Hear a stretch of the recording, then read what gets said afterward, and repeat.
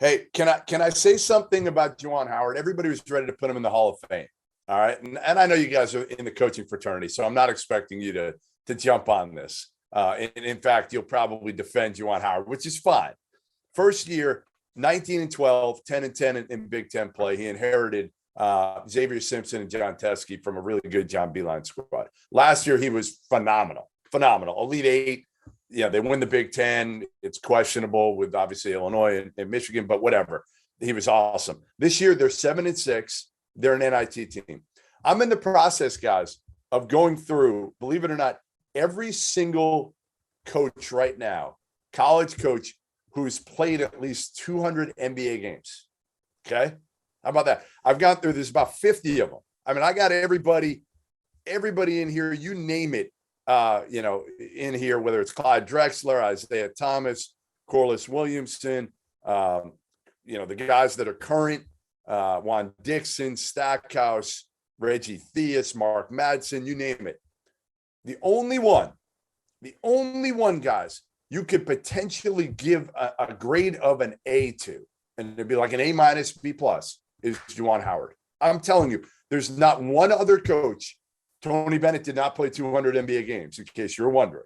Okay. There's not one other coach who played 200 NBA games who would warrant anything close to an A. Is that amazing?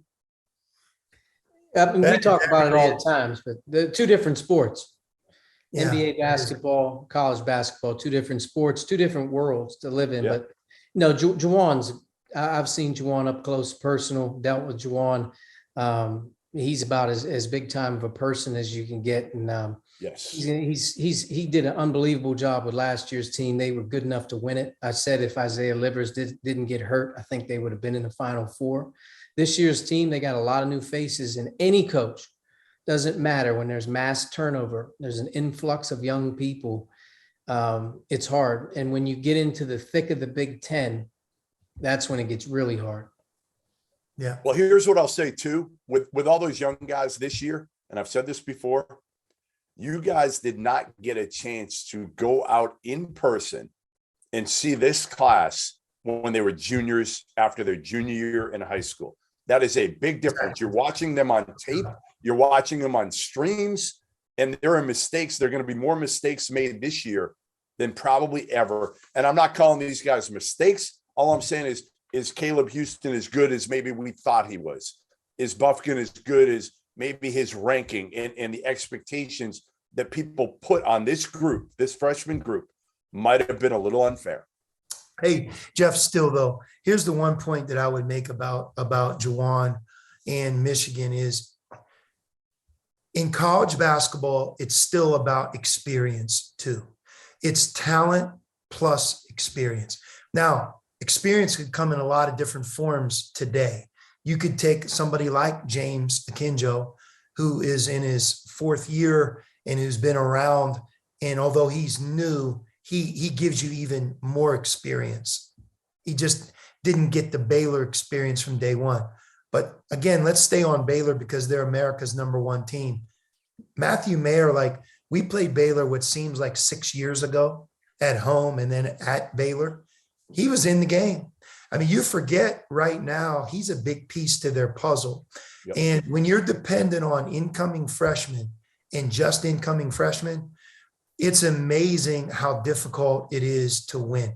I'll use Arizona as the example and take me out of it. I know I was the coach, but playing against Ben Mathurin and Azuolas Tubelis, Kirk Kriisa this year, then dealing with them, especially if you played us in November or December non-conference last year.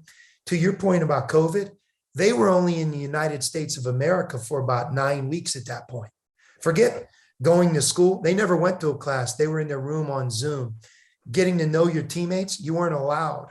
We just crossed our fingers that they would get up in the morning and get COVID tested. So it takes time. When this group of young people enters Michigan or a program like Michigan, what's going to give them the best chance is when they're surrounded by experienced players as well. Then it's like some of Baylor's freshmen right now, as talented as they are, if they were only relying on their performance every game, Baylor would have lost at least a game or two.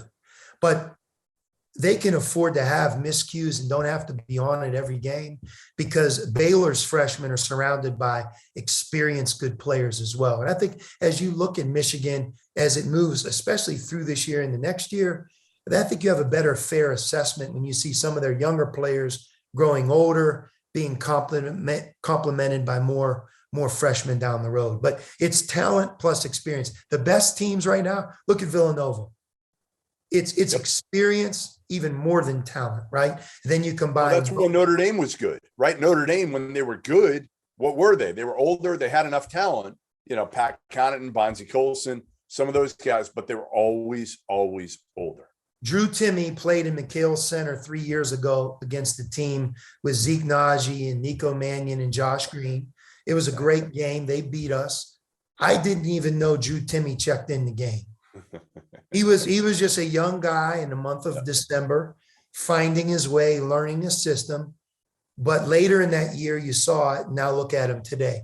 It's a big difference between a year ago, sophomore, and then junior year. When these guys grow inside of a program, that's when you really can, I think, hold the coach accountable. I mean, now it's not only do you have young talent coming in, but you've had the opportunity to develop them and add more parts. But with COVID, that's even harder to really talk about because some of the things that were in place before COVID, as a coach, you can't even build, like you said, evaluate and do things in a proper way simply because we weren't allowed. So Juwan Howard was, again, for me, the best former NBA player, certainly who made, $100 million, who's now doing well in college.